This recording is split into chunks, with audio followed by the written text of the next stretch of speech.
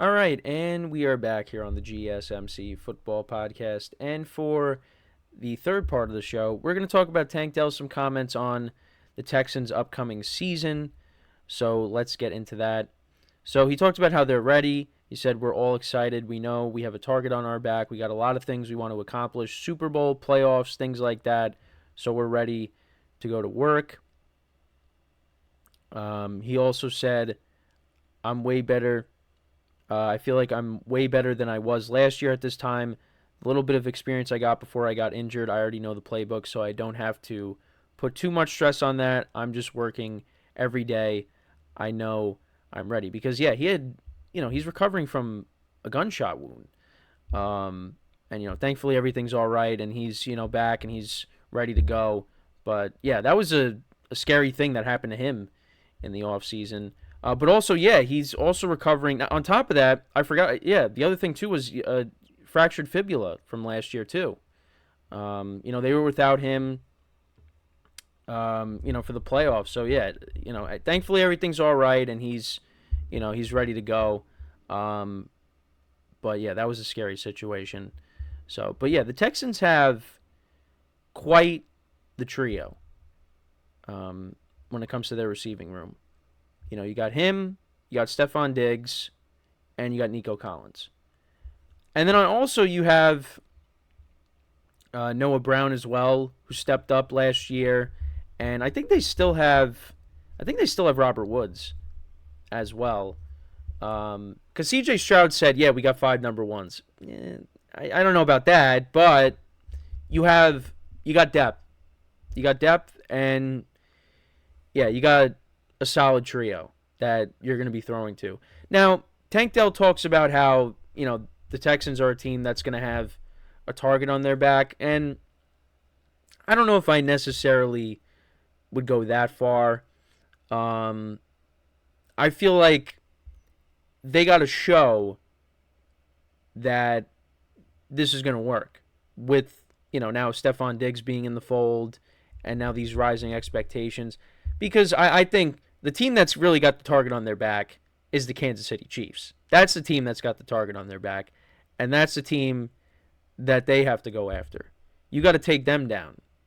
Because, yeah, the Texans, they got, like I said, rising expectations. And, they overperformed last year. They outperformed their expectations from last year because last year nobody really expected them to be that good. But C.J. Stroud played really well. D'Amico Ryans looks like he's the right guy as the head coach. They exceeded expectations. Now it's a step up. They even won a playoff game last year. Now it's like, okay, you got to go further. But I don't think I'm going to sit here and say they're the ones that have the target on their back. The Chiefs do. And you got to go out there and beat that team. And they will play them later in the year, I think in Arrowhead. And that's the Saturday before Christmas. And that game, and I'm really excited for that game. But I don't think they're the ones that have a target. I guess because of just, the addition of Stephon Diggs and some of the other moves that they made as well. I mean, they added Danielle Hunter to the defensive line. Because them and the Vikings, they basically traded, kind of similar to, I mean, they signed their guys, but it's kind of similar to what happened with like the Eagles and the Jets, where the Eagles got Bryce Huff and the Jets got Hassan Reddick. Now the Jets had to trade for Hassan Reddick, whereas the Vikings and the Texans, they kind of just signed their own guys. The Texans signed Danielle Hunter, and the Vikings signed Jonathan Grenard. So, but yeah, I mean, I get what he's saying, but I don't agree that they're not good. They're not the hunter. They're not the hunt. They're not going to be They're not going to be hunted. They're still hunters, in my opinion, and they got to go out there, and now you got to go further in the playoffs. You made it to the divisional round, and you lost twice to the Ravens last year. In week 1, and then you started off with a loss to the Ravens, and then you ended off your season with a loss to the Ravens. So, now they got to go out there and prove that they can go further, and I think they can. But you got a healthy Joe Burrow coming back. You still got the Ravens there. You got the Chiefs. You got the teams in the AFC East as well the Bills, the Dolphins, the Jets. If we just talked about the Jets. Uh, there's a lot. This AFC. I mean, how many times am I going to bring it up? How jam packed it is.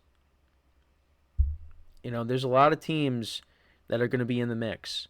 Now, I think the Texans, they're the favorites to win their division. I think they're going to win that, so they're not going to have to deal with that logjam when it comes to the wild card spots. But, who knows?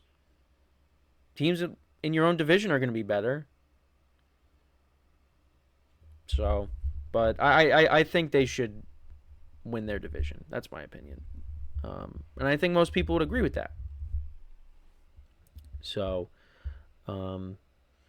yeah, it is going to be a interesting year, and I mean, I expect C.J. Stroud to go out there and have a better year. I mean, another year with these guys. It's going to be a lot of fun. It's going to be a fun team to watch in 2024, and I don't know who do they open up against, because we'll be doing their schedule at some point. Because tomorrow we'll be doing the Patriots schedule. Because I think I'll be doing the AFC South next, or no, actually no, I'll be doing the AFC North next, and then I'll be doing the South. Because I go in this particular order. I go the Eastern Division, then the North, the South, and then I did the West. So I'm just going to continue in that order, just like what I did with the NFC. So the Texans, they will be opening up against the Colts. So a divisional opponent right off the bat. And, the Texans, they ended the Colts season last year.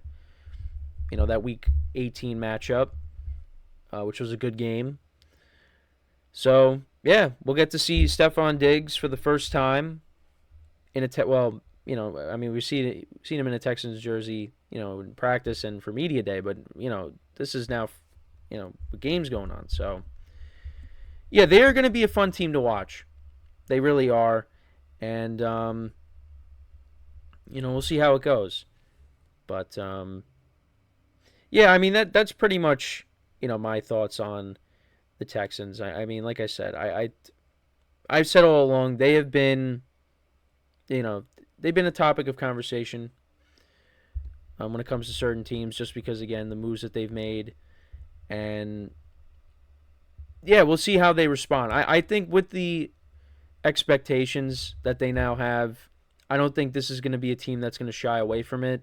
I think when you hear C.J. Stroud and how he speaks about things, it doesn't seem like he's a guy that's fazed by the big moment.